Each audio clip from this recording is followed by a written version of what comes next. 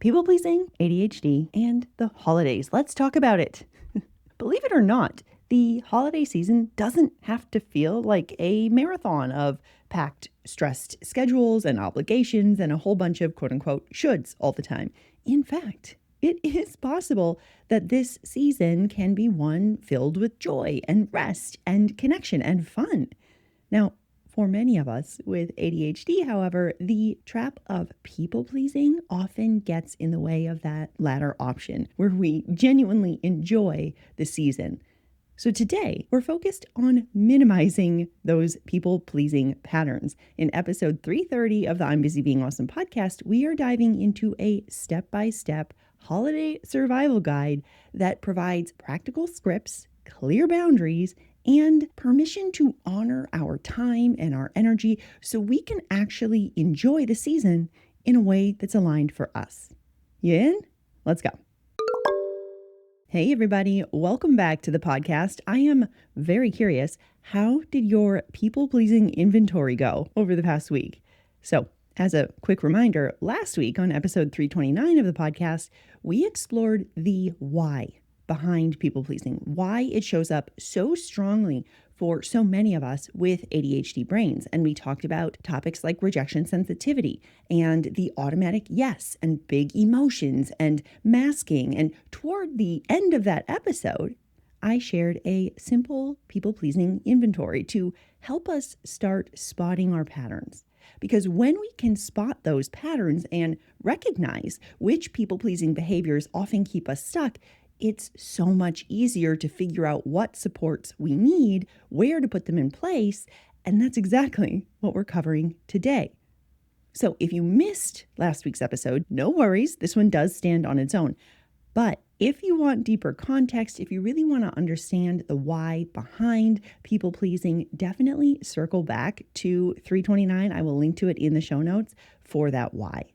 But today, part 2 is all about the how. We are talking about 5 actionable strategies that you can implement immediately to help you minimize people pleasing, not only in the holiday season, but at any time throughout the year. So in fact, if you are listening to this outside of the holiday season, if you haven't skipped ahead yet, stick with me. My examples might sound seasonal, but the strategies we're talking about underneath, I promise they apply year round. So with that, let's dive into your ADHD people-pleasing survival guide, starting with step 1, the pre-holiday audit and intention setting. So this is probably the single most effective thing we can do for ourselves, and it happens before that first holiday invitation is even responded to. So I don't know about you, but I definitely struggle to make an intentional decision when I'm put on the spot, when I'm asked for something right in the moment. And if you can relate, I encourage you to explore what I think about as a pre-holiday audit. So essentially what we're going to do here is grab a piece of paper or open a doc on your computer or your notes app, what have you, and create 2 columns, 2 lists. At the top of one column, write what fills me up. At the top of the other column, write what drains me. Now, think back to last year's holiday season and be honest with yourself. What actually brought you joy? What filled you up? Maybe it was baking cookies with Elf on in the background. Maybe it was a quiet coffee with a close friend. Maybe it was going all in on Black Friday with your sisters, getting every bit of shopping done in one thoroughbred dopamine-fueled rush. Whatever it was that filled you up, put it in that list. In fact, I'm curious, what is one thing that you know you want to keep this season? What's one thing that does fill you up? If you are watching on YouTube or if you're listening on Spotify, drop a comment and let me know. I'd love to hear about it. Okay, so we finished that first column. Now we move to the next. What drained you? So which moments left you feeling resentful or anxious or overwhelmed or exhausted? Was it the giant extended family dinner where you couldn't hear yourself think? Was it volunteering to host the cookie exchange? Was it driving all over to 5 different gatherings in one day? Get specific. These are your energy drainers. Okay, so we've created this list, your 2 columns. Now you have your roadmap. This is essentially your North Star for the holiday season. And what we want to do here is maximize the fillers and minimize the drainers. Maximize the things that filled you up, minimize those moments that were draining. This is your North Star. From there, we can start setting our intentions. Now, I'm not talking about rigid rules. I'm talking about flexible intentions that meet you where you are. So, for example, maybe your intention is, this year I'm prioritizing one-on-one and small group connection. Or this year I'm focused on making memories through having new experiences. By having these intentions clearly defined before the intensity, the chaos of the holidays unfold, it gives you a solid foundation on which to stand. Now, I'll also mention before we move into strategy 2 that if holiday overwhelm is very real for you, I think you're going to love my free quiz. It helps you discover your unique ADHD overwhelm type. In just 7 questions, it's less than a minute, you will discover the specific ways that overwhelm presents for your brain, the obstacles that pattern creates, and powerful steps to help you shift from overwhelm into action today. So if you're curious to learn your unique overwhelm type, head to imbusybeingawesome.com/quiz to take it now and get your personalized results. I'll also link to it in the captions below. Okay, strategy 2 is practicing the pause. So one of the biggest challenges with ADHD and people pleasing is how fast that yes comes out of our mouths. We talked about this last episode, right? The request barely lands, and before we've even thought about it, we've already agreed. And again, in episode 329, we talked about why that is. So this is our impulsivity at work. Our brains are wired for quick responses, and it often means that we commit before our rational brain has time to weigh in. So this is where the art of practicing the pause comes in. As all of my clients hear me say all the time, practicing the pause is one of the most powerful tools in our toolkit. It's what we explore right at the beginning of working together because it creates a buffer between the request and our response. When we can practice the pause, it creates that space. It gives our planning, thinking brain a chance to catch up with the impulsive brain. And here's the thing, pausing is not super easy, okay? It's hard for us.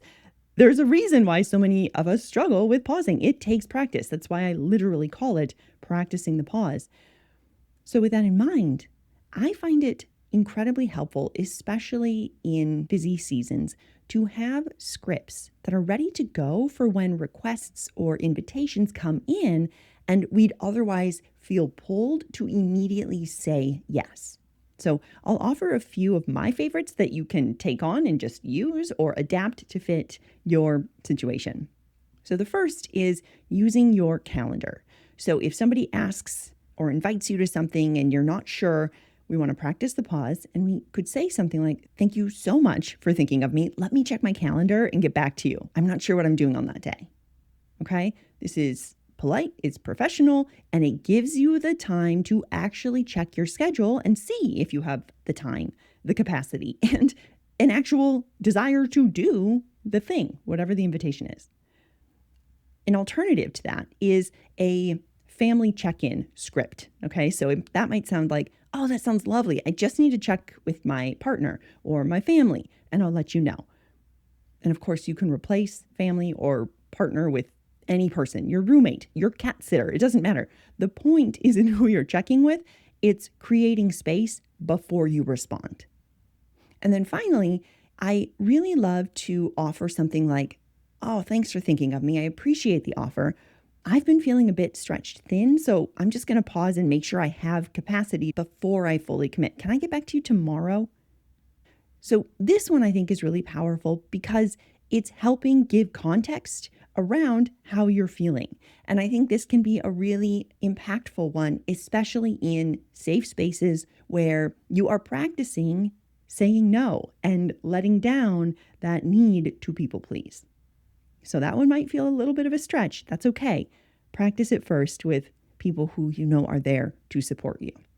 So the key here with whatever script you use is to actually use that pause you created, okay? Once you've created the space, we want to go back to that pre-holiday audit we created.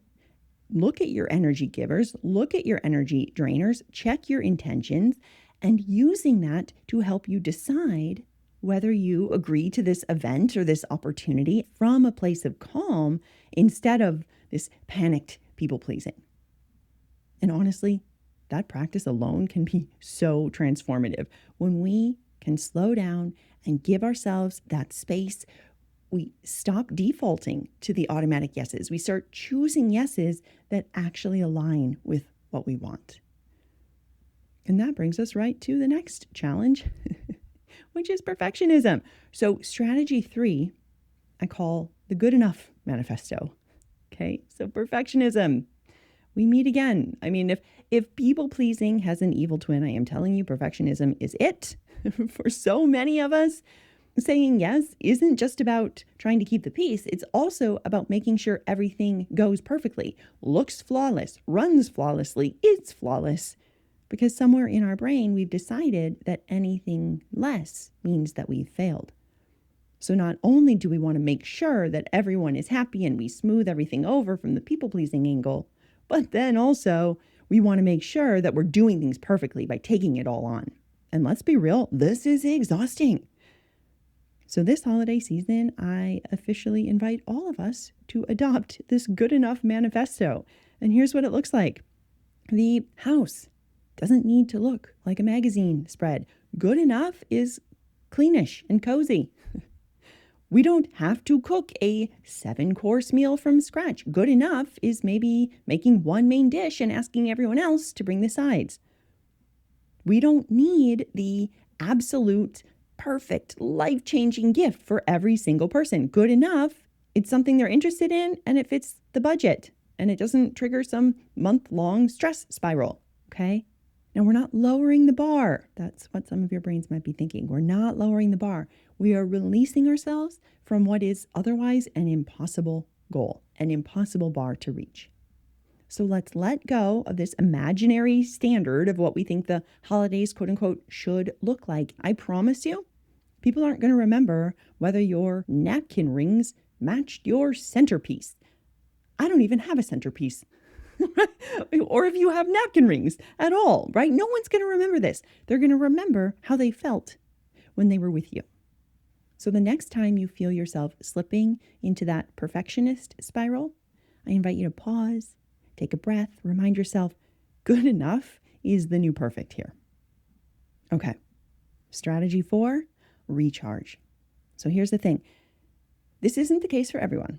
But for many of us with ADHD or ADHD, sensory and social overload is no joke. The noise, the lights, the crowds, the small talk, the overload can come on fast. And again, I want to reinforce this is not important for everyone.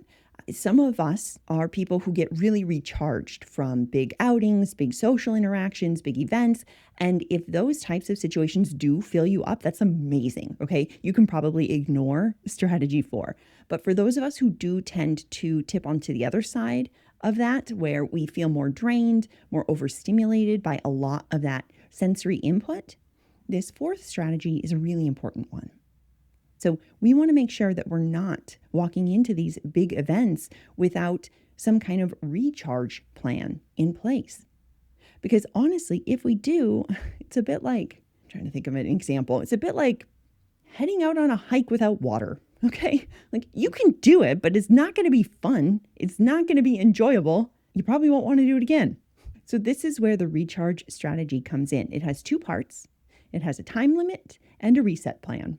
So let's talk about the time limit first. Before we leave the house, before we head out, I invite us to make an educated guess. It doesn't have to be perfect, okay? We're leaving that behind. But we're going to make an educated guess on how long we might want to stay at this event. Maybe it's a couple of hours, maybe it's 30 minutes, maybe it's half the day, doesn't matter. The point is to be honest with yourself about how long you actually want to stay and have capacity for. It's so much better to go and enjoy that solid 1 or 2 hours and leave on a high note than to push ourselves past capacity and end up drained for days. All right? So that's step one, is to identify how long you anticipate wanting to stay. And then we prepare what we're going to say when it's time to step away. And you can let it be so easy, okay? This has been wonderful. Thank you for having me. I have an early start tomorrow, so I'm going to head out. Or I'm so glad I got to see everyone. I've got to run, but thank you so much for a lovely evening. Or I'm starting to fade, so I'm going to call it a night. It was so good to catch up. And then for the longer gatherings, the things that are multiple hours, maybe multiple days, having the recharge plan is all about taking breaks instead of perhaps leaving entirely. So that might mean stepping outside for some fresh air, going for a walk, finding a quiet corner for a few minutes. Maybe you even let the host know ahead of time. I'm so excited for tomorrow. Just a heads up, I sometimes need a breather during big gatherings. So if I step out for a few minutes here and there, it's just helping me get grounded. When we can communicate this up front, it totally normalizes the situation. It makes it so much easier to stick with that plan, because the goal here isn't to get away from people, right? We like people. This is the holidays. We want to be around them. We just want to make sure that we can show up fully as ourselves and truly enjoy that gathering with those we love. And sometimes we need breaks to regulate in order to do that. And then we get to strategy 5, which is the kind no and the yes if compromise. So this 5th strategy is potentially the most challenging one if we don't have a lot of practice with saying no. Now, we have all heard the reminder, and it is both true and sometimes super annoying and triggering, that no is a complete sentence. Yes, okay, that's true. We don't owe anybody a 5-paragraph essay explaining why we can't make it or whatever. And also, I'll be real, I think that can be incredibly uncomfortable to just stop there. I have not gotten to the point yet, I don't know if I will ever get to the point, where someone says, hey, can you help out with XYZ? And I just say no. Now, if you're solid in that, props to you. But for many of us, that level of bluntness can feel pretty challenging, especially if we tend to navigate people pleasing. So I like to think about a middle ground where we can soften it a little bit. Maybe a gentle, kind no that still helps you maintain what you need to hold that boundary. So I'm going to give you a couple of examples that you can keep in your back pocket or that you can alter to fit your scenario. So for example, maybe a coworker asks you if you're headed to the yearly main office party on Friday and if you want to carpool, okay? Maybe if you're not going, you say something like, oh, thanks so much for thinking of me. I'm actually skipping the party this year, but I think Shayna mentioned she's going. She might love that carpool option. Or I so appreciate the invite. I'm not going this time, but I hope you have a great night. I can't wait to hear about it. Or maybe a second scenario. Maybe your neighbor asks if you'll join organizing the holiday lights competition or something, and you don't have capacity for it. You might say, that sounds like so much fun. I don't have the bandwidth for the committee this year, but I'm going to be cheering on from the sidelines. Or maybe scenario 3. Maybe a colleague asks you if you'll volunteer for the office holiday fundraiser committee or something. You could respond with, oh, I so appreciate you asking. My plate is actually really full right now, so I can't join the committee, but I would love to donate or support in another way. So those are some of the no options. And then there's the yes if, or the compromise. I think this is really an ideal situation when we do want to participate, but we can't do so in the way that is asked. So this is where we can say yes and help out or participate, but do so in a way that honors where we're at. So here are some examples here. Maybe you're asked, hey, could you host Christmas Eve for all 15 of us? Maybe the compromise is, oh, I can't do a full dinner, but I would love to have everyone over for dessert. Or maybe you're asked if you want to come over for game day. Okay, maybe it's your friends are big football people. And they say, hey, you want to come over for game day? First kickoff, it's at 12:15. That's when people are heading over. We'll have dinner after first game before kickoff starts for the second. And maybe, like me, you're not a big football person. So your brain's like, what, an all-day event of football? Oh, so maybe you do want to see the people. You just don't want to spend all day with football. So you could say something like, oh, I'd love to head over for a bit in the afternoon. I'll be there for second half of the Vikings game. This may or may not be a real example. Another example. Hey, could you bake 3 different pies for the potluck? If you don't have the capacity for that, you can say, I can't do the 3, but I would love to bring my signature apple pie. I'm really looking forward to it. So the yes, if, I think it's really powerful because it shows, yes, I do want to participate. I do want to be there. I want to be involved. But it also makes it clear that we have limits. We can't do all of it. And that's the ultimate goal here, to honor ourselves while still showing up in a way that feels really aligned. In fact, I would love to build on this together. Again, if you are watching on YouTube or listening on Spotify, because I think you can do comments on Spotify, what is your favorite way of saying no or a yes if? Drop it in the comments so we can learn from one another. All right, there we have it. Your ADHD people-pleasing holiday survival guide. We have 5 strategies that you can use right away. As a reminder, we have setting intentions before the invites start rolling in, practicing the pause to buy ourselves enough time, embracing good enough over impossible perfection, having a recharge strategy so we can actually enjoy the gatherings, and practicing kind no's and yes if compromises that actually honor our capacity. And also, as a reminder, these aren't just for the holidays. These are year-round supports for minimizing people-pleasing and creating more space for what actually matters to us. And if you know somebody who also navigates people-pleasing and would probably love to learn these strategies as well, would you be a rock star and share this episode with them? You could send it in a text message or snap a screenshot, share it on your Instagram stories. Whatever you do, please know I so appreciate you for helping me get these strategies to even more busy, awesome brains who need them. All right, my friends, that's going to do it for us this week. And if you are ready to take these concepts and apply them to your life, if you're ready to learn how to support your ADHD in a way that's best for you, I invite you to check out today's show notes where you can learn more about how we can work together both in my small group coaching program, We're Busy Being Awesome, and in one-on-one coaching. Also, I haven't mentioned this for a while. If you're ready to make the most of your holiday season, be sure to grab my holiday season blueprint. It is a lifeline for those of us with ADHD brains to make the most of our holidays. It is on sale right now. You can grab it through the link in the show notes or head to I'mBusyBeingAwesome.com/holiday blueprint, all one word. Until next time, keep being awesome. I'll talk with you soon.